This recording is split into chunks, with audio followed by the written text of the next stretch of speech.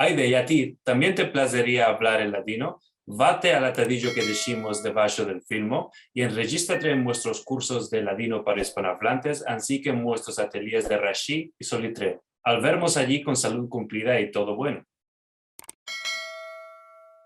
Javerim, vengáis en buena hora a Latino 21, el casalico electrónico del latino en el siglo XXI. Hoy nos topamos en Madrid con vuestro caro amigo Jelko. Jelko, ¿qué javer? Muchas gracias, Carlos, por la invitación y me place mucho echarle son contigo hoy para ti y para tu público. Seguro, merci mucho, Jelko. Y Dunque, te quería demandar primero de todo, ¿cómo te empezaste en latino? ¿Cuál nos puedes contar de tu chiquez? Bueno, empecé a empezarme en latino en España, aunque no tiene nada que ver con mi chiquez. Okay. En mi chiquez yo crecí en Serbia, en Belgrado, la capital serbesca, y donde se habla serbio como la lengua oficial del país. Y una cosa curiosa, cuando empecé a empezarme en español y la literatura española como parte de mis estudios universitarios, no sentí ninguna cosa sobre el judeo español, sobre los sefaradí. En ese momento esta lengua y esta cultura no formaba parte de la licenciatura de estudios hispánicos en Belgrado. Hoy la cosa es diferente, hoy se empieza judeo español en Belgrado, tengo javerim que laboran allí, que se dedican a esta cultura. Dunque, ¿se empieza sobre el judeo español o también la lengua?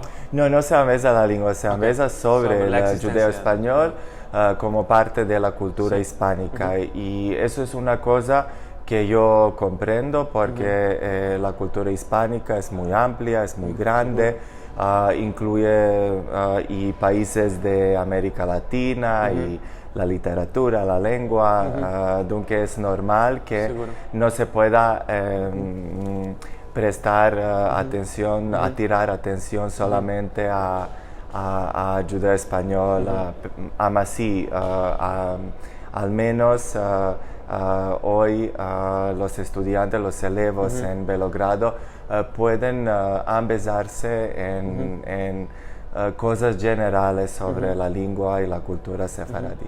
Mashallah. ¿Y estuviste en contacto con estos elevos? ¿Cuál les parece? ¿Les viene, es una sorpresa o es algo que les place? Es una cosa interesante para los elevos serbescos, porque los sefaradí moraban en Belgrado, en Leskovac, que es otra ciudad serbesca, y creo que ellos lo ven como parte de la cultura serbesca también, y es verdad, porque los sefaradim moraban allí y moran hoy día, pero es verdad que los sefaradim serbescos hoy no hablan judeo español. Hay una hablante, ladino hablante, que se llama Drita Tutunovic. Drita Tutunovic es de origen kosovar. Ella nació en Kosovo, en una familia mezclada de madre judía y padre albanés. Y se empezó en ladino con su nona, que era de Salónico. Y es porque los padres, los genitores, dejaban a Drita sola en casa cuando ella era chiquitica. Y ella tuvo que hablar en ladino con su nona, que su nona solo hablaba el judeo español. Y así ella aprendió el judaísmo, y ella es la única persona que realmente habla un judaísmo muy curioso. ¿Y dónde mora Drita? ¿Mora ainda Mora en Belgrado. Además, Drita es cantadora, canta muy bien. Ella publicó dos libros sobre las romanzas judeo-españolas, algunas consejos también y proverbios.